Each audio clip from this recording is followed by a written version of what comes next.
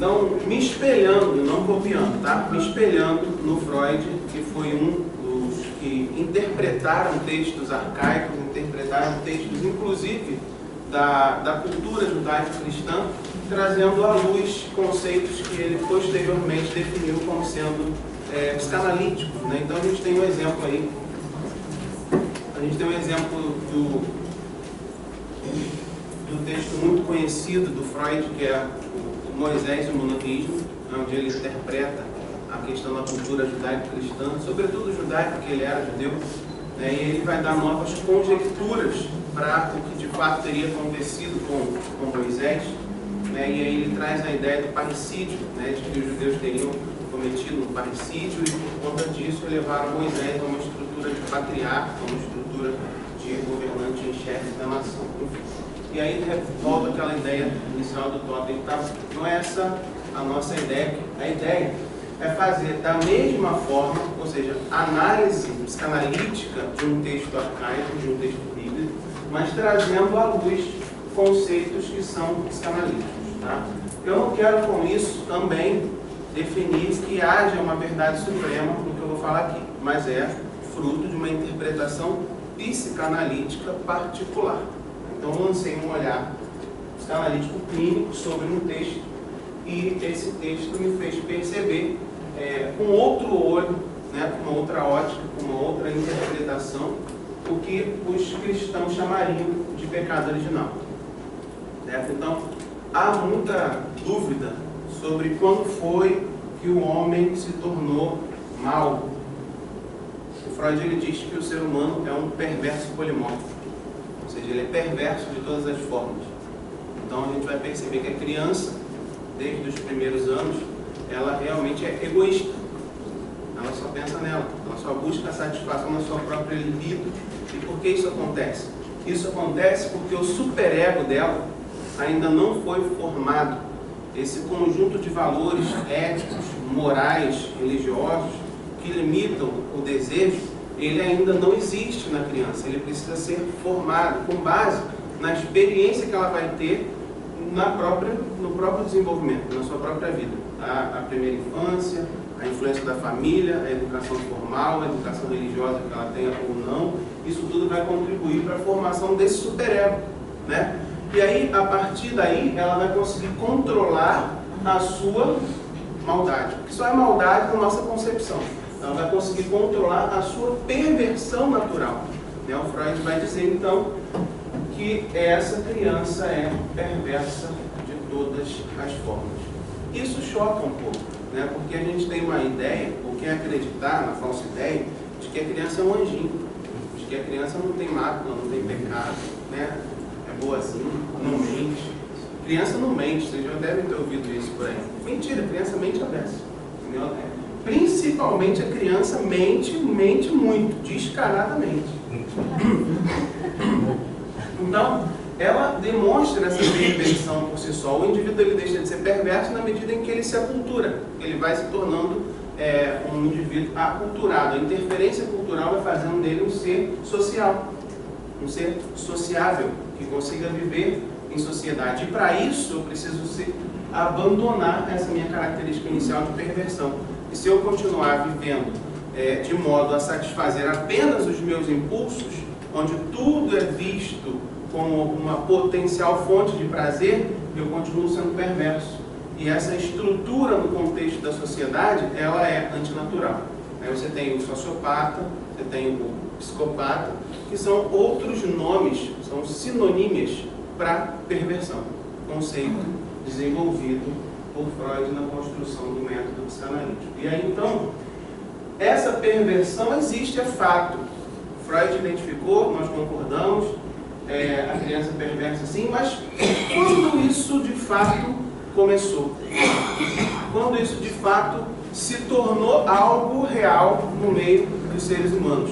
Aí os religiosos, evangélicos vão dizer, dão uma explicação, segundo os contextos do livro de Gênesis, para explicar que o ser humano era potencialmente bom, ele era perfeito, Deus criou ele imaculado, perfeito, e aí ele pecou, e por conta dessa maçã bendita, ele se tornou um desafortunado, né? Se tornou pecador, mau, digno do inferno e tudo mais. Se a gente tiver uma concepção teológica reformada, então isso aí fica mais claro ainda, porque os calvinistas acreditam que todo indivíduo ele é degenerado, né? Ele é totalmente degenerado, né? Totalmente depravado. Depravação total é a primeira crença da doutrina calvinista. Então, independente da visão, a gente está lançando um olhar psicanalítico sobre esse momento histórico onde esse suposto mal entrou na humanidade. Então é uma tentativa de explicar pela ótica psicanalítica o pecado original. Por isso, perversão original é um nome mais elaborado, psicanalítico, para definir o que foi de fato esse pecado. Imagino que todos tenham as suas convicções, porque a gente cresceu no Ocidente, e o Ocidente desde sempre teve na sua cultura uma forte influência do domínio romano, domínio católico romano.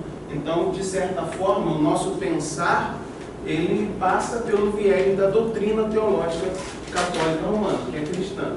Então, todo mundo tem uma ideia de como foi essa odisseia do Adão e Eva, como que foi esse pecado, se foi uma maçã mesmo, se não foi. Então, todo mundo tem a sua explicação para isso, e aqui eu vou dar mais uma hipótese. Tá? Então, o conteúdo que veremos a seguir reforça o fruto de minha análise psicanalítica particular sobre o conteúdo descrito no capítulo 3 do livro de Gênesis. Inicialmente, o objetivo era fazer uma releitura do conceito agostiniano de pecado original. Certo? A Bíblia ela não fala em pecado original em momento nenhum. Tá? Os primeiros pais da igreja, os apóstolos, o próprio Jesus, ele nunca falou em pecado original. Esse conceito teológico surgiu com Agostinho de Hipona, Santo Agostinho. E a partir daí, todo cristão passou a entender que houve, de fato, um pecado original, que foi o ato de comer a maçã da árvore. E aí, a partir desse momento, houve a maldade no homem. Então, à luz da interpretação psicanalítica, eu vou tentar dar um novo significado para isso. Todavia, no decurso da análise, uma nova e importante descoberta foi feita, o potencial, gente, para mudar a forma que compreendemos as motivações e os comportamentos humanos. Tá? Então, no decurso dessa minha construção pessoal, particular, eu fui descobrindo coisas que hoje eu vou compartilhar com vocês, e são coisas que realmente têm condições de mudar a forma como a gente interpreta as relações humanas. Sabemos que esse tipo de análise psicanalítica de textos clássicos já foi utilizado por Freud, a exemplo do Moisés e o monoteísmo, tendo ele, a partir daí, originado novas compreensões e conceitos revolucionários da época. Ainda que nesse momento eu esteja empregando a mesma metodologia já utilizada por Freud, eu garanto que não existe em mim qualquer intenção de me assemelhar a ele, a não ser realmente usar aquilo que ele deixou para reforçar alguns saberes. Então, antes de iniciarmos essa minha exposição, essa minha análise psicanalítica particular, do pecado original, é importante definir que a minha análise ela compreende a narrativa de Gênesis como uma expressão mitológica. Mitológica, tá? E não literal. Não literal porque eu não acredito de verdade que tenha havido um jardim com duas árvores e que comeram uma frutinha de verdade e que a partir dessa fruta tudo aconteceu. Então, eu acredito numa narrativa que expressa uma verdade, mas uma narrativa mitológica. E muita gente não sabe o que é mitológico. Muita gente acha que mitológico é mentira. Mito e mentira, para muita gente, é a mesma coisa. Isso é uma grande inverdade. Isso não é dessa forma. Então, essa análise está sendo feita na forma, na interpretação do Gênesis, mas uma interpretação de que essa expressão que foi utilizada é uma linguagem mitológica e não foi literal, que visa de forma metafórica explicar as origens do mal na humanidade. E por isso se torna essencial compreendermos, na verdade, o que é um mito. O Edgar está trocado aí. Bom, gente, o mito, esse camarada aqui é um dos mais influentes mitólogos da era contemporânea. Tá? Apesar do nome parecer nome de mulher, é um homem, Mircea Eliade. Segundo ele, há mais de meio século, os eruditos ocidentais passaram a estudar o mito sobre uma perspectiva que contrasta sensivelmente com a do século passado, com a do século XIX. Ao invés de tratar como seus predecessores do século XIX, o mito, na concepção atual do termo, era tido como fábula, invenção, ficção.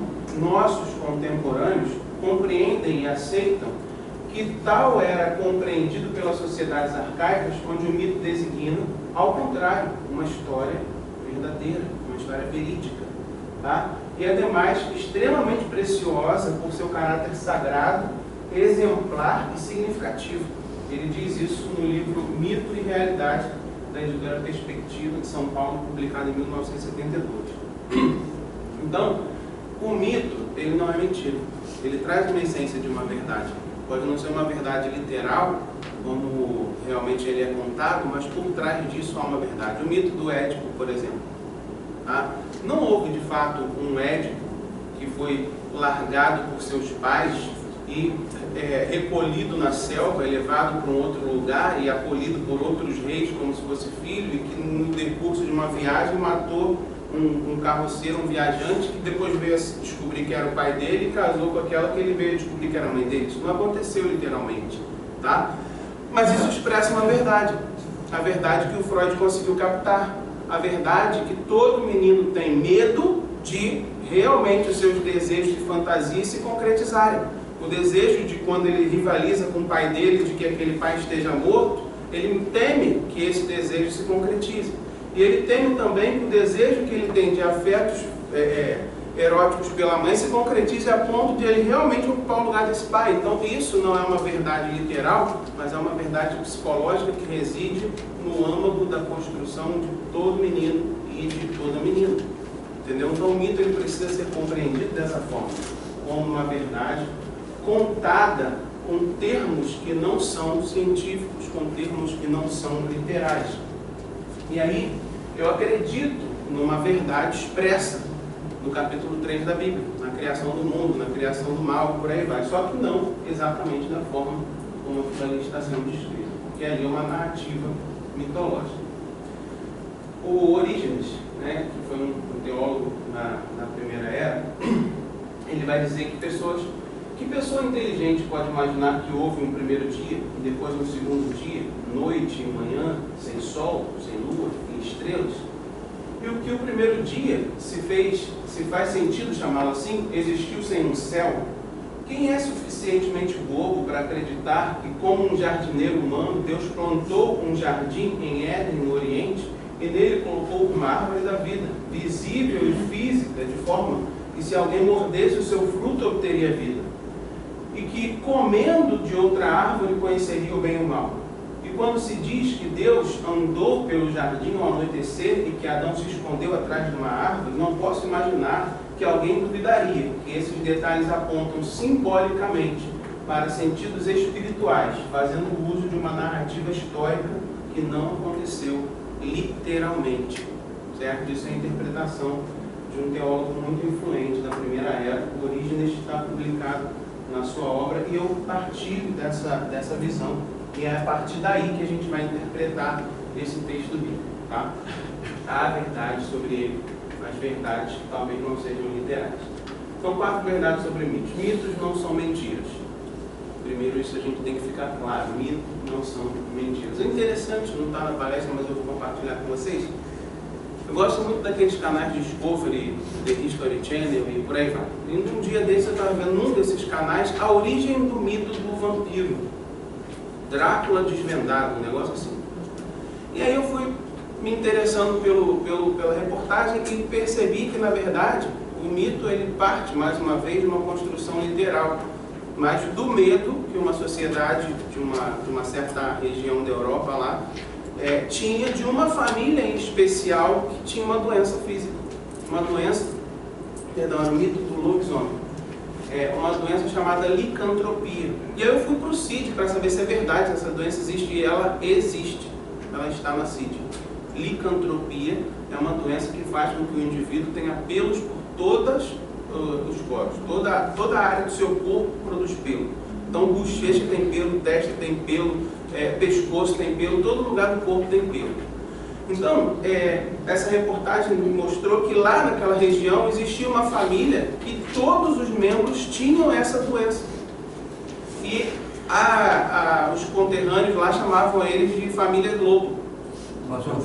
Né? E aí eles começaram a criar um monte de coisa na cabeça de que, reforçando o medo que eles tinham daquela coisa que era diferente para eles, criando um monte de histórias de que aquela família comia gente, de que aquela família saía de noite para caçar, que aquela família... E isso daí é a parte mitológica, a parte do acréscimo por trás da verdade. Né? Então, esse mito vem de algo que é real, mas que não necessariamente é literal, certo? Então, assim é com todos os outros mitos. O mito não é uma mentira, pelo contrário. Ele não é nem crença errônea, ele é uma verdade. Mitos são narrativas metafóricas sobre a relação entre o mundo e o sagrado. Tipicamente falam sobre o começo e o fim das coisas, sua origem e o seu destino. Mito e realidade não são opostos, eles andam juntos. O mito, então, é a linguagem metafórica usada para falar sobre o que é fundamentalmente real. Mas a razão ainda não sabe explicar ainda. Então, com uma interpretação mitológica, a gente vai perceber que aqueles que viveram aquele primeiro momento não tinham razão, ou não tinham no seu cabedal de informações conteúdos que fossem capazes de explicar cientificamente, ou de forma que nós hoje pudéssemos compreender literalmente como tudo aconteceu. Então eles falam de forma mitológica. A narrativa é mitológica.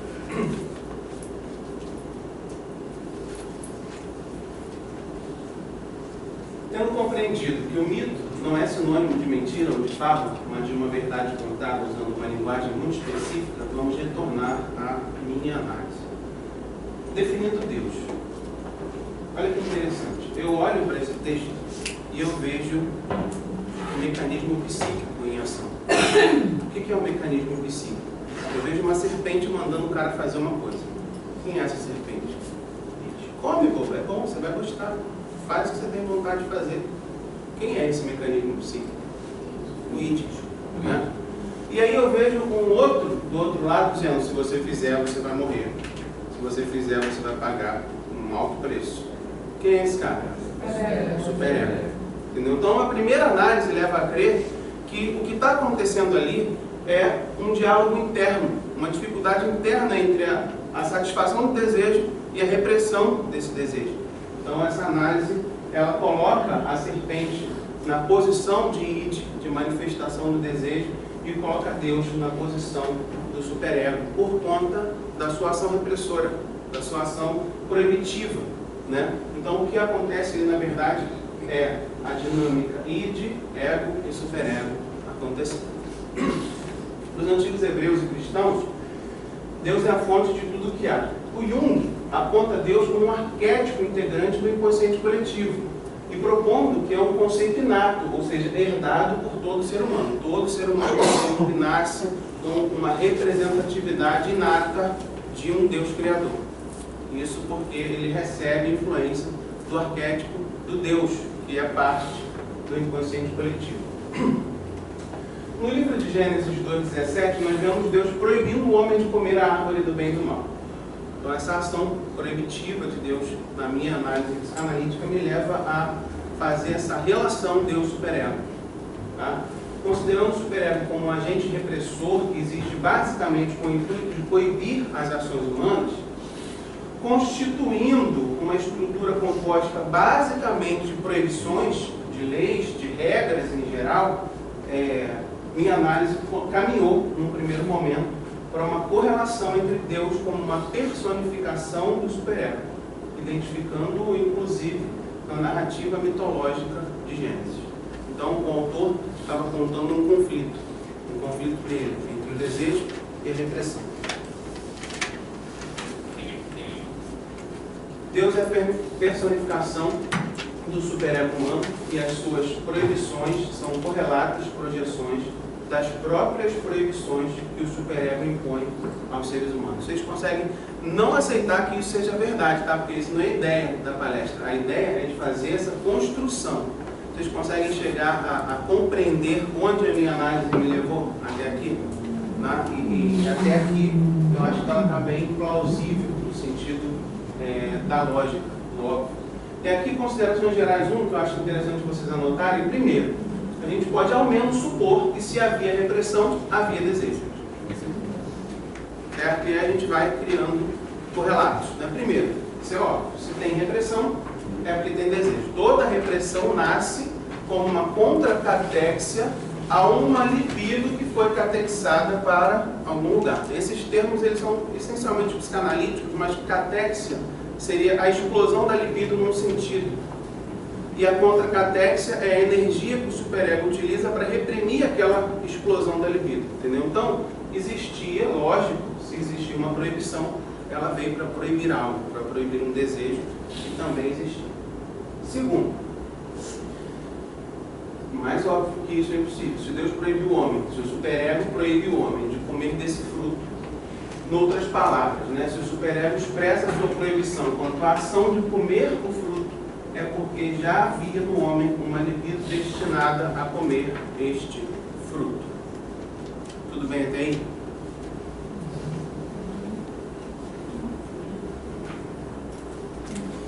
O fruto proibido. Embora não haja qualquer especificação sobre qual era esse fruto proibido, nem no livro de Gênesis, nem em nenhum outro livro que compõe a Bíblia, a tradição popular cristã considerou que foi a maçã o fruto que Eva persuadiu Adão a compartilhar com ela. Talvez essa escolha deva-se ao fato de que no latim a palavra maçã e mal elas se derivam do mesmo radical malo, que pode significar uma maçã ou um mal, uma desgraça. Isso explicaria por que a maçã pode ter se tornado o fruto proibido. De toda forma, é bem sabido que a maçã está desde há muito tempo atrelada a ideias de desejo sexual, luxúria e pecados da carne, seja nos romances, nos contos, nas artes, na literatura e mesmo na mídia atual. Isso desde sempre foi assim. Você pega a interpretação do Bettelheim, da psicanálise dos contos de fadas, aquele psicanalista austríaco lá, alemão, em que fez essa releitura dos contos de modo geral. Ele vai demonstrar como que a maçã ela sempre esteve atrelada a ideias de desejo até nos contos de fadas, que anteriormente eram, na verdade, contos eróticos. Os contos de fadas, eles eram contos eróticos, contados quando não existia filme pornô, para uma corte, né, e as crianças que ouviam por trás das portas reproduziam aquilo que estavam ouvindo, sem saber explicar de fato o que tinham ouvido, elas contavam de forma infantil e se tornou contos de fadas, mas recheados de sexualidade. Certo? Então, a maçã ela sempre esteve atrelada. Inclusive, o Cézanne, que foi um precursor da era moderna das artes, né, um precursor do cubismo, ele é um pós-impressionista e que influenciou demais a arte contemporânea. Ele teve a era das maçãs, um momento da vida dele em que ele só pintava maçãs. E aí eu observo, não sei se a minha mente é muito pervertida ou se a psicanálise ela realmente me faz ter um olhar diferenciado, mas eu observo objetos fálicos aqui, eu observo uma mesa com um lençol bagunçado aqui, entendeu? Eu observo sempre um objeto que tem uma entrada em quase todos os desenhos ou as pinturas que ele faz. No caso desse daqui, uma entrada pequena, mas aqui um jarro com uma entrada grande. E é sempre mesa, lençol, objetos fálicos e por aí vai, entendeu? Então, a análise do Cézanne, a análise psicanalítica, leva a crer que de fato ele estava reproduzindo as repressões da sexualidade que ele tinha na sua obra de arte, o que todo artista faz, entendeu? E basicamente através das maçãs. Não é um acaso, né? Uma obra do acaso. Banquete sexual. Verdade. Aqui nós temos ainda outras boas obras que reproduzem mais ou menos a mesma coisa e que, de certa forma, eu não sei se só eu consigo ver sexualidade nessas pinturas. Aqui ele mudou o local, ele não está mais fazendo na cama, agora ele está fazendo no sofá, né? Porque aqui é um sofá. Na mesa. Não é mais em cima da mesa, né? Agora já é um sofá, entendeu? Então já deu uma melhorada no ambiente.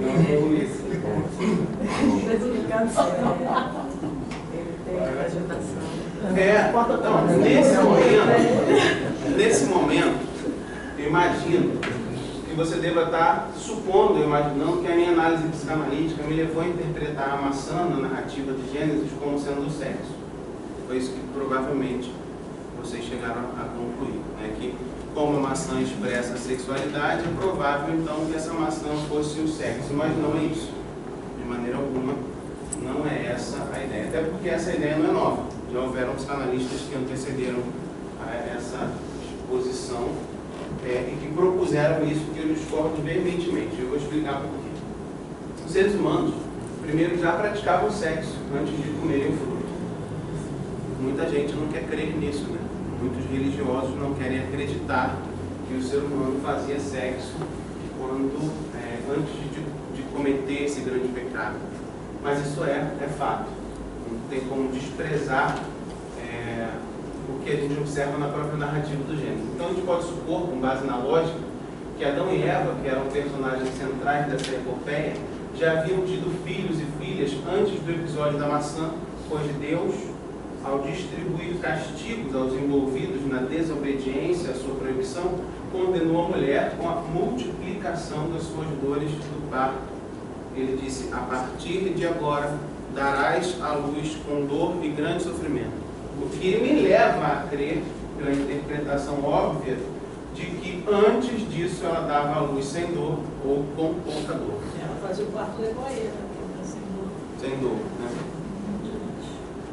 E além disso, há na própria Bíblia e aí em outros livros considerações gerais diversas que demonstram aí, por exemplo, no Gênesis 6, que haviam filhos de Deus e filhas dos homens. Aí os teólogos mais influentes da nossa era contemporânea vão dizer que, na verdade, esses filhos de Deus eram os descendentes de Caim, né, de Abel e aqueles que foram feitos antes do pecado. Então, está claro, está explícito que já havia sexo antes desse suposto pecado original. Então, não pode ser o sexo essa maçã, porque Deus criou o homem e a mulher para praticarem sexo. Porque a primeira obrigação que Deus deu a eles foi: crescei-vos, multiplicai-vos e povoem a terra. Foi a primeira coisa que Deus falou para eles. Sede fecundos. E aí eu não vejo como povoar sem sexo, assim, não sei se vocês conseguirem ver. Vocês me explicam como é que é, porque eu realmente não consigo perceber. Os planetas. Aí a bióloga me lembrou que existem os seres assexuados, né, que reproduzem-se sem a prática do sexo. Mas não é o caso da espécie humana. Então, o sexo sempre foi algo natural para o ser humano, desde o seu momento de concepção, desde o seu momento de criação, desde que ele existiu de fato como ser humano, ele foi levado, impelido a praticar o sexo, e isso não há nada de pecaminoso, nada de errado nessa conjectura. Aqui eu não posso supor que essa maçã tenha sido sexo, de maneira alguma. Então, o que era essa maçã, já que não era sexo? Há quem acredite que era literalmente uma fruta. Há entre nós alguém que acha que a maçã era literalmente uma fruta? O pecado original é uma fruta, agora qual não tem? Tá, mas o senhor acredita que essa maçã era uma fruta, realmente uma fruta que a Eva comeu e deu? Não, né? Não. Já houveram psicanalistas no passado que propuseram que a maçã, na verdade, era uma referência ao ato sexual.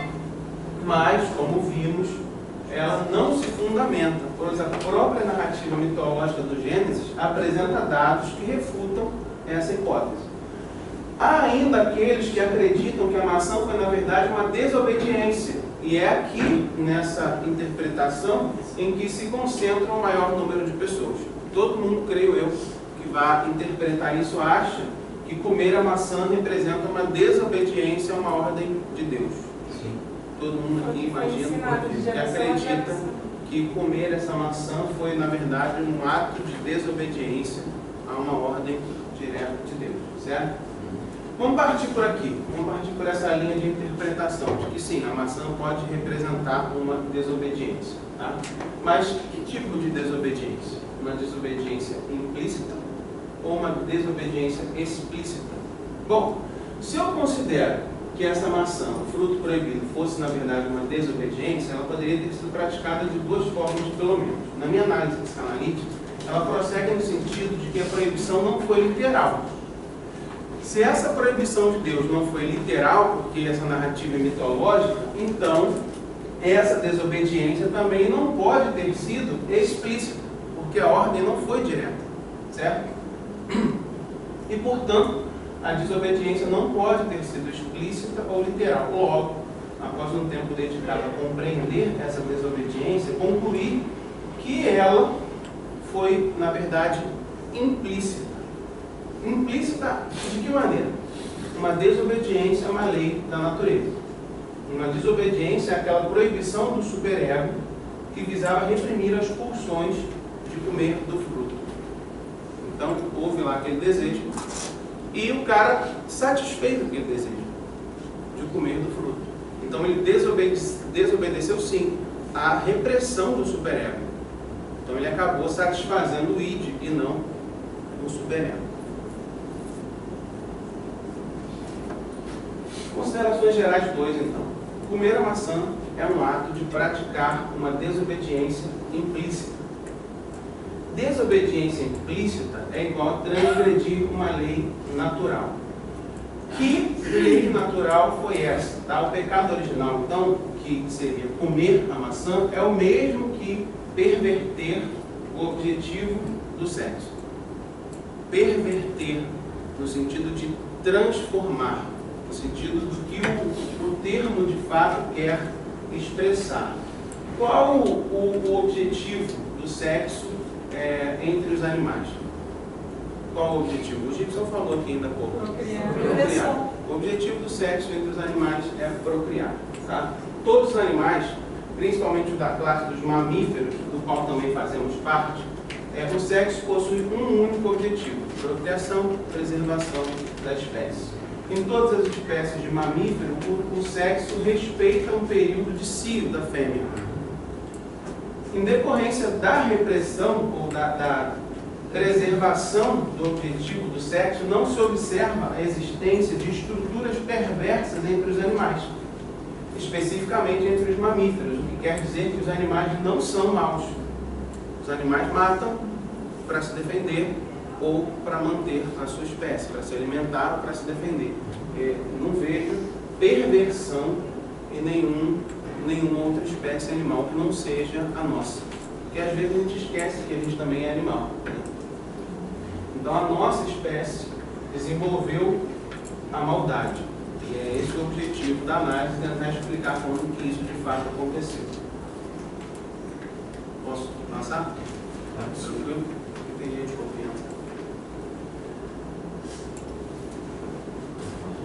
No momento em que o homem perverteu o objetivo do sexo, ele se tornou um ser perverso, como Freud constatou.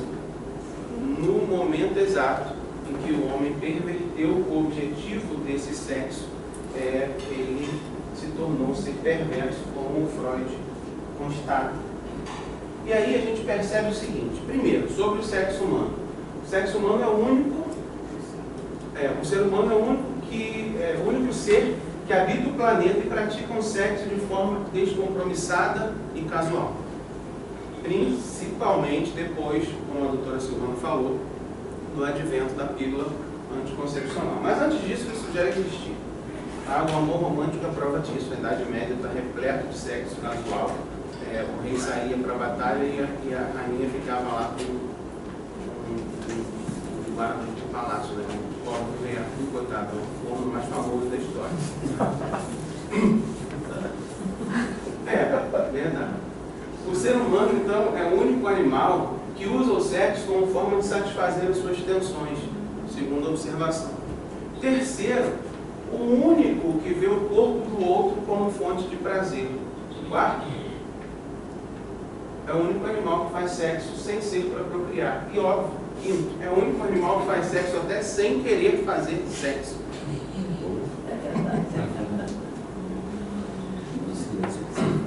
Não é? Sobre essa questão,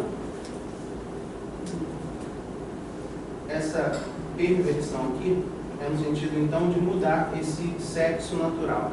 Tá? Que sexo natural seria isso? A perversão original, então, seria a raiz de todo mal. Todo mal surgiu a partir dessa primeira perversão, ou seja, dessa primeira satisfação de um desejo que era diferente daquele para o qual os animais foram criados. A perversão, ela se origina do termo latino pervertere, e que corresponde à ação ou efeito de perverter, corromper ou alterar alguma coisa. Em psicanálise, a perversão é um termo usado para designar um desvio do desenvolvimento normal da personalidade por parte de um indivíduo ou um grupo, que tem modificado a resposta natural para qualquer dos comportamentos humanos considerados normais para um determinado grupo social. Então, o conceito de normalidade, ele é local, ele é cultural, ele é social, certo? Então, a gente vai ter um grupo de pessoas em que um determinado comportamento é normal e dentro daquela realidade alguns destoam desse padrão e partem para outros tipos de comportamentos que não são considerados por aquele grupo normal. E aí isso é alterar o padrão do comportamento. Isso seria então perverter aquele comportamento. E essa perversão, esse perverter, ele não precisa ou não deve ter qualquer conotação pejorativa. É simplesmente um ato de fazer diferente. E não que esse fazer diferente seja fazer algo errado, mas fazer diferente. E aí, em função dele agir de maneira contrária às normas estabelecidas por uma sociedade, é um indivíduo que se desvia da norma. Logo, é considerado perverso ou pervertido.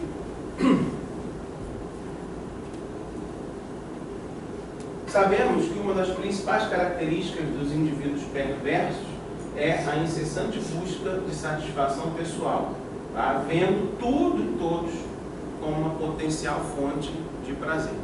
Então, o perverso, quando a gente fala perverso, a gente pensa logo no serial killer. Mas o cara que dá golpes, ele também é perverso. O 171, o jeitinho brasileiro, né? A propina do policial, enfim, isso é perversão. Eu costumo dizer que o Brasil é um berço de perversos, um berço de sociopatas.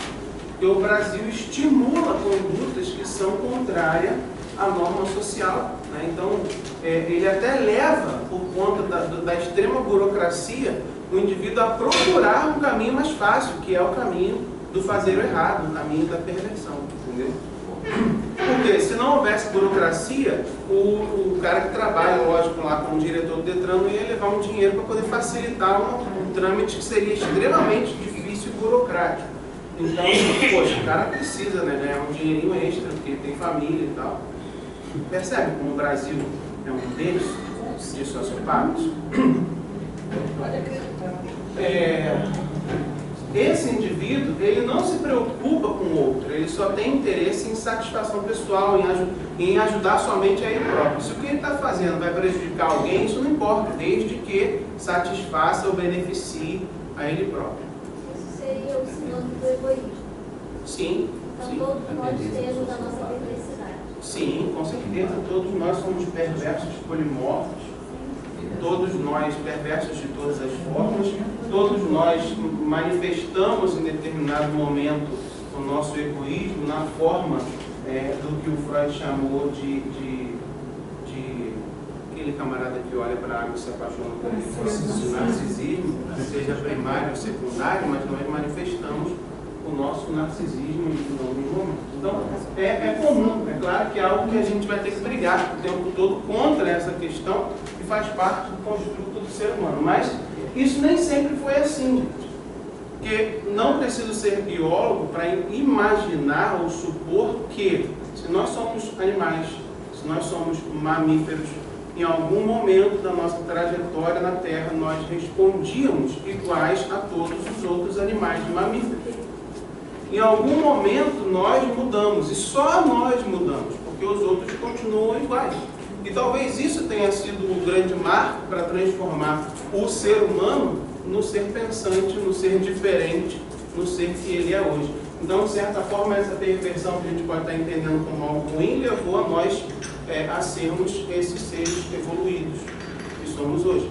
Mas Em algum momento, nós não éramos desse jeito. Em algum momento, nós não conhecíamos a maldade.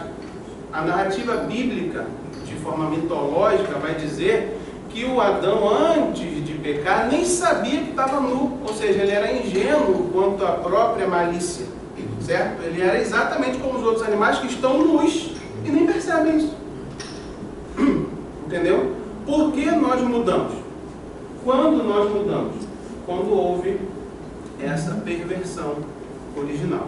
Que Quando deve nós... ter sido o PT daquela época, né? Que bota vende uma propaganda de desejo de amar no coração. E na verdade é justamente isso aí que você quer falar. Freud define o ser humano como um perverso polimorfo por natureza. Tá? Isso é fato, não há o que se discutir acerca da perversão humana. Nós somos perversos. Eu falei mais cedo, acho que foi na palestra do Gibson ou da Silvana, que não há limites para a nossa perversão. Ou seja, quanto mais é liberado, mais a gente quer. Quanto mais é aceito, mais coisas ainda a gente pleiteia, porque a gente não vai estar satisfeito. A nossa libido vai estar sempre querendo satisfações maiores do que ela tem até o momento. Então, mas como foi que essa perversão passou a fazer parte da nossa natureza? Quando foi que essa perversão passou a moldar a forma como nós vemos o sexo ou a sexualidade? Considerações gerais 3, então, a gente vai ver se o ser humano é um animal mamífero, provavelmente até um determinado momento da sua existência na Terra, podemos supor que ele possui uma resposta natural ao sexo, da mesma maneira que os demais animais que compõem esse grupo, respeitando o cio, fazendo sexo para procriação, não tendo percepção da sua própria nudez e por aí vai. Certo? Então, é provável que esse momento tenha acontecido. Porque eu não descarto a evolução humana. Acho que qualquer ser pensante precisa entender que o ser humano ele vive uma constante mutação, desenvolvimento, crescimento e evolução. Eu, claro, não creio que ele evoluiu do macaco, mas que ele continua evoluindo a todo ano e a todo tempo, eu creio de fato. A segunda observação aqui, nessas considerações que eu fiz, foi ele mudou sua estrutura no exato momento em que perverteu a resposta natural a este comportamento social, o sexo. Ele era de um jeito, e naquele momento em que ele deu vazão a esse impulso libidinal do id, e que não aceitou as proibições desse superego contra esse impulso e cedeu a esse impulso, ele passou a querer sempre mais do que aquela satisfação que ele teve naquele momento. Então, a mitologia do Gênesis relata esse momento em que o homem modificou a sua estrutura e passou a compreender o mundo por outra ótica, a ótica do perverso, a ótica que temos hoje. Então, foram abertos os olhos e ambos compreenderam que estavam nus. Ou seja, a malícia passou a fazer parte dessa estrutura. Que o cachorro está peladão lá e ele não sabe que ele está nu. Ou seja, ele não tem malícia em relação à sua própria construção sexual. Para ele é muito natural fazer sexo, para ele é muito natural estar nu, enfim. Para nós também, provavelmente já foi assim. Aqui, essa narrativa mitológica vai demonstrar então que esse ato de perversão original fez com que nós mudássemos tudo o que era pertinente à visão de nós mesmos, à visão de mundo, à visão de corpo e a nossa relação com a sexualidade. Foi nesse momento, então, que a maldade, porque maldade também é um termo muito humano, é uma compreensão humana de algo que nós definimos como não sendo bom. Esse conceito de maldade, ele também é individual, porque o que não é bom para mim pode ser bom para outra pessoa. O que não é bom é mal, certo? É um antagonismo. E se é bom para mim e não é bom para ela é mal. Para mim é bom. Enfim, então é muito particular isso. Mas, em algum momento, essa maldade, de fato, passou a fazer parte da estrutura humana. Nós nos tornamos perversos. Após, então, essa perversão original, o homem passou a fazer sexo apenas para satisfazer a sua libido. Tornou-se egoísta, ou seja, narcísico, como Freud define, e tudo passou a ser visto como uma potencial fonte de prazer. Ou seja, nos tornamos seres perversos, polimorfos, mais uma vez, como Freud constata. Mas o que foi essa perversão original? Muito se falou aqui de que o homem mudou sua natureza, quando perverteu sua forma de praticar o sexo, e depois disso ele passou a fazer sexo casual, com o objetivo egoísta de satisfação pessoal, sua libido. Mas que ato foi esse de desobediência implícita à lei da natureza, tão devastador, capaz de tornar o homem perverso? A perversão original foi o primeiro sexo amado.